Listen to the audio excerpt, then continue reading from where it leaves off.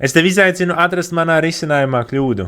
Mums ir pilnais kvadrāta vienādojums, tātad mēs viņu rēķinām ar diskriminantu. Pareizi. Koeficients A būs 2, koeficients B būs -1 un koeficients C būs -1. Tātad diskriminants sanāk B kvadrātā - 4AC, jā, pēc formulas. Tātad B būs -1, A būs 2 un C būs -1. -1 kvadrātā ir 1, tad mīnus reiz mīnus ir plus, un 4 reiz 2 ir 8.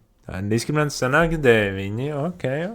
Sakņu formula -b plus mīnus kvadrātsakne no diskriminanta dalīts ar 2a. Tātad -b mums sanāks būs -1 plus mīnus kvadrātsakne no diskriminanta, kas ir 9, dalīts ar 2 reiz a, kas ir 2. Tātad -1 kvadrātsakne no 9 ir 3. Un 2 reiz 2 ir 4. Tātad x1 būs, ja starpā būs pluszīmīte, kas būs 2/4 ir 1 puse, un x2 būs, ja starpā būs mīnuszīmīte. Tātad -4 dalīts ar 4 būs -1. Bet kur es kļūdījos? To tu ieraksti komentārā, un uzdevums ir atrasināts.